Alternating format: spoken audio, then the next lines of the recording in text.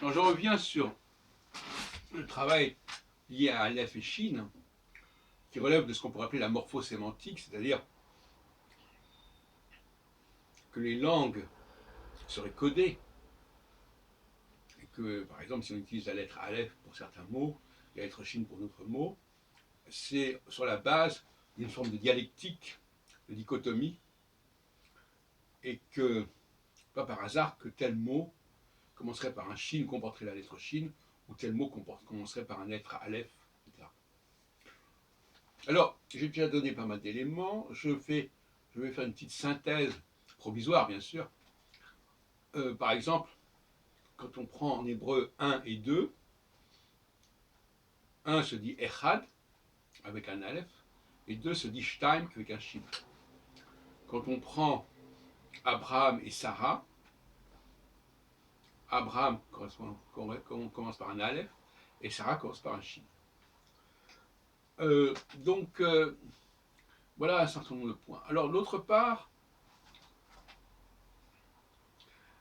il y a le problème de Jérusalem et de Salomon. Parce que Yerushalayim comporte un Shin, et Shlomo, Salomon aussi. Or, il s'agit là de valeurs qui apparemment pourraient relever du Aleph plutôt que du Shin.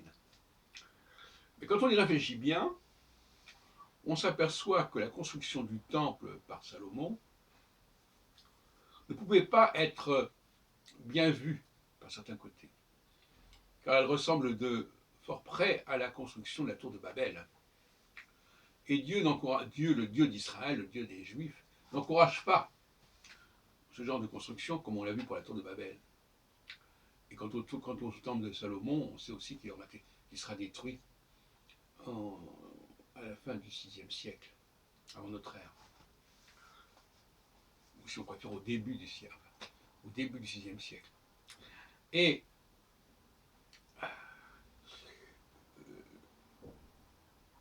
ça nous amène à réfléchir sur ce qui est considéré comme positif ou négatif dans la problématique de la sémantique en question. Je continue mes réflexions un peu en vrac. Par exemple, la ville de Shomron, ou Shrem, qui est la capitale du royaume d'Israël, commence par un Shin, qui est assez logique, quelque part. Alors, paradoxalement, Tel Aviv, par exemple, qui effectivement est une ville moderne, mais qui a quand même une histoire et des précédents, comporte un Aleph. Je note aussi, comme ça, à titre anecdotique, la nourriture, le fait de manger, c'est Ochel, qui commence par un Aleph, et boire, c'est Shtia, qui commence par un Shin. Mais nous avons d'autres cas assez intrigants. Par exemple, Rosh Hashanah, qui est le nom du premier de l'an hébraïque, comporte pas moins de deux Shin. Le Shin de Rosh et le Shin de Shana. Shana, ça voulant dire l'année, et Rosh voulant dire le début, la tête de l'année. On retrouve d'ailleurs dans Bereshit, tout début du premier livre de la Genèse.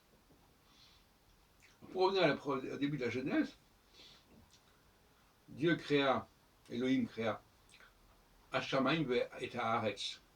Shamaim comporte un Shin et Haaretz comporte un Aleph.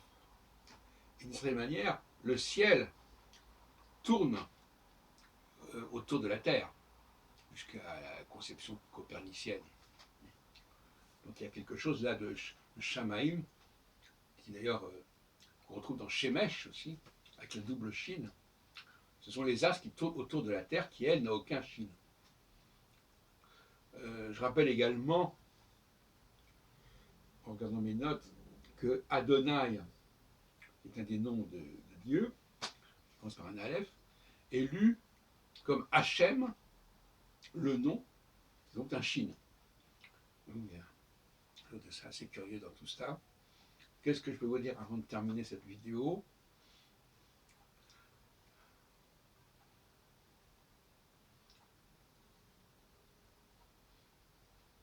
Que, oui, alors à propos de Yerushalayim, Il y a Shalom, qui est la paix, et Shalem, qui est complet.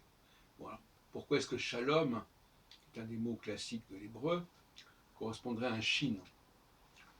De même que quand on interpelle Israël, on dit Shema Israël, écoute Israël. Et Shema comporte un Shin, et Israël également. Voilà. Donc évidemment, on pourrait aussi signaler